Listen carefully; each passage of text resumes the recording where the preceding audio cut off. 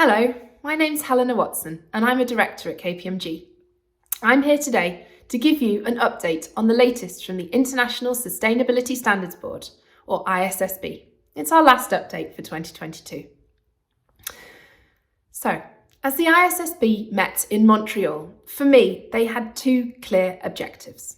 Firstly, to make clear how they're going to address the fundamental topic of materiality, so connecting sustainability reporting and value creation and identifying what to report. And also agreeing key details on greenhouse gas emissions disclosures. So what did the board discuss and why does it matter? Let's start with topics linked to materiality.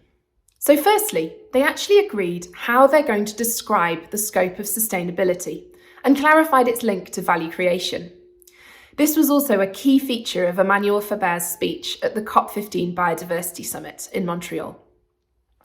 Secondly, they're going to amend their guidance to clarify how to identify sustainability-related risks and opportunities, and then assess and disclose material information.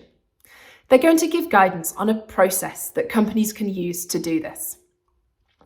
Now, these decisions, they gave clearer direction on how to assess materiality under the ISSB's definition, really supporting companies already looking to identify what they'd need to report.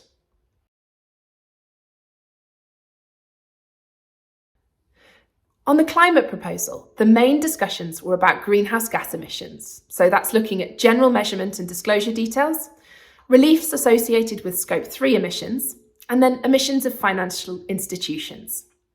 They also discussed the content of some of the industry-specific disclosures, clarifying the decisions made in October that this content, which is based on ISSB within the climate proposal, would be illustrative guidance rather than mandatory.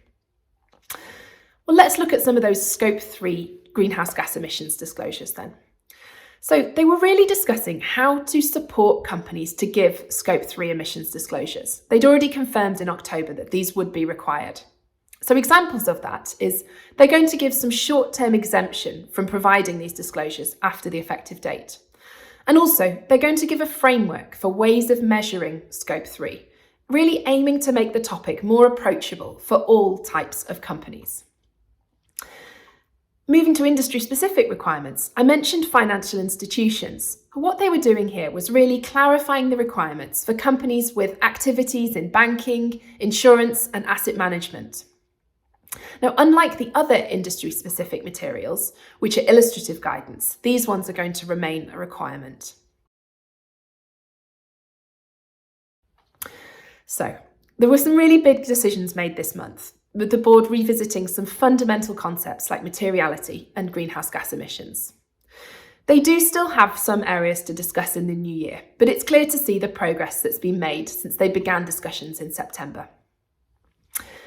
Before I finish though, I want to just think a little bit about, well, what happens next? And this was also something the board discussed this month, really giving clear direction for what they're going to do next after the first standards are published in the first half of next year. They're going to start with foundational activities, so really trying to embed the first standards, and that will include working on climate-related topics like biodiversity, water, and the just transition. They also then, this month, agreed a short list of topics to include in their subsequent agenda consultation. And this will be further work on biodiversity, human capital, human rights, and connected reporting. So that's integrating content from the integrated reporting framework. That's all from me for today. Do see our resource centre if you want any more information on the topics that I've covered today. Thank you.